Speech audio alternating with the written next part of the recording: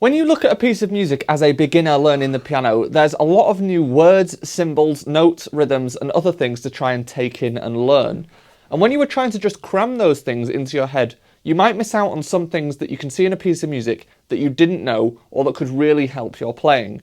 And today I'm going to give you 5 of those things that you perhaps didn't know. So, number 1, reading voices. When playing the piano, it's one of the few instruments where you are able to play lots of notes at the same time. And not only that, but you're able to play notes that are far apart from each other. If you play the flute, clarinet, saxophone, recorder, whatever it may be, you are limited to playing single notes. And other instruments that can play multiple notes, like the violin or a guitar, are limited to how spread out those notes can be. So what this means is that playing the piano is essentially replicating a choir or an orchestra. You are playing multiple different melodies or voices at the same time. And when you are reading a piece of music, you need to be able to see which notes belong to which melodies. So the way we know this in a piece of music is by looking at the stems. If a piece of music has multiple melody ideas going on at the same time, you will see that the top melody will have stems facing upwards, and the second idea will have stems facing downwards. And in the left hand, you can see the same, which means if you have 4 melodies running at the same time, like you might see in a 4-part harmony choir, you can play these on the piano and clearly see which notes belong to which melodies. This means that you can also try and shape each melodic idea in its own right, so that you end up with something that sounds like 4 voices at the same time, rather than just a series of notes or chords that don't have any meaning. Number 2, music is built on chords and melodies, and I want you to see how this might actually look in a piece of music, because then you can use that information to benefit you when you are trying to read music. So, melodies are slightly more apparent because they are more often the highest part that you will be playing, and if you play the notes, it will be the part that you will sing if you are going to try and sing the piano part. Take this piece for example. Here's the full piano part. And the part you would sing is this. And that is the melody. However, chords are sometimes a little trickier to pin down. Chords are just more than one note at the same time, and in sheet music, this is the most obvious way to see a chord, just notes stacked on top of each other. However, a lot of the time you don't see chords like this. You see chords suggested in music. Now, what do I mean by suggested? Well, I mean often the notes from a chord can be played one after the other, or in a pattern that suggests a chord. For example, if we go back to the Mozart piece I showed you for the melody, if you take a look at the left hand, the notes aren't being played together, but if you combine all of these notes in bar 1, you get C, E and G, which together make a C major chord. So this bar is suggesting a C major chord. Even the melody is playing those notes. The reason for knowing where the chords are and where the chords change in a piece of music is because that gives you more information to be able to use to decide how to play the piece of music. Here's an example of that, and if you aren't sure how to work out chords, I have done several videos that will help you be able to work these out, and I will leave these in the description for you.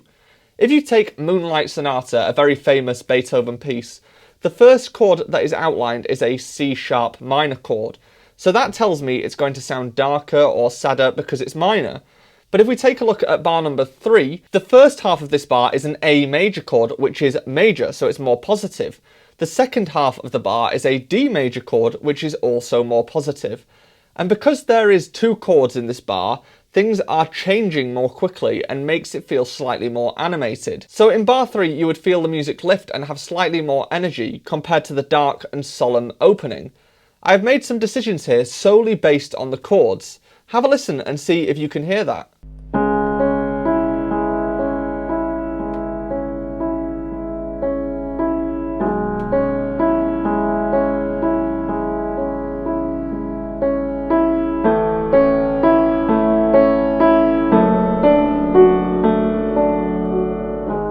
If you are finding this video useful, be sure to like the video and consider subscribing for more videos like this one. Thanks! While we are here, if you are looking to improve your sight reading on the piano, there are 22 free sight reading exercises available from my sight reading book, and I will leave a link to those in the description for you. So, number 3, DC alcoder and DS alcoder. This one is less deep than chords and melodies, but it's often one that learners don't know, so here it is. So these are something that you can see in a piece of music, and their real function is really just to save paper. Here's how they work. Firstly, dies al coda. Dies means dal segno, and this means from the sign. So if you see this in a piece of music, you need to find the sign which will be earlier in that piece of music and go back to that. Then you continue to play through that music again until you see to coda, and as the word suggests, you then jump forward again to coda, which will be after dies al coda, where you previously jumped back from. So it goes dies al coda, jump back to the sign, play through until you see to coda, then go to coda. DC al coda is very similar, except DC stands for da capo, which means from the beginning. So everything is the same as dies al coda, except instead of going back to the sign, you go back to the beginning instead and play through until you see to coda. Number 4, accidentals. Another one that you will know if you have read music for a little bit. However, there is a couple of parts to accidentals that I think people often don't know. So firstly, an accidental is where a sharp, a flat, or a natural sign is written next to the note rather than in the key signature, which is at the start of the line instead. A key signature tells you which sharps or flats that you're going to play consistently throughout the piece of music. But accidentals are added into the piece of music as an exception to your normal key signature. So if you see an accidental, the first thing to know is that the accidental stays for the entire bar that you are in. So if you see an F sharp accidental in a bar, and then you see another F after it in the same bar, it will also be an F sharp. However, if you see an F in the next bar, that will be a normal F again. This is where you may see a natural sign in the same bar to make the F a normal F again, if it has just been sharp and the composer wanted it to go back to an F. You might also see a natural sign in the next bar just as a reminder that it is a normal F again, but theoretically that isn't needed. The other thing to know about accidentals that is different from key signatures is that it only applies to that specific note on the piano. For example, if this F is a sharp, it doesn't mean that this F is a sharp. It only applies to the individual notes on the piano. Whereas if you see an F sharp in a key signature, it applies to all Fs. Number 5, tuplets. You may have heard of and used triplets before, but I wanted to give you the rules for how triplets work and other note divisions. So a triplet is simply 3 notes in the same time it takes to play 2 of those notes. And you see this usually by having a bracket over the 3 notes and the number 3. So a triplet which includes 3 one-beat notes will be played in the same amount of time that it takes to play 2 one-beat notes.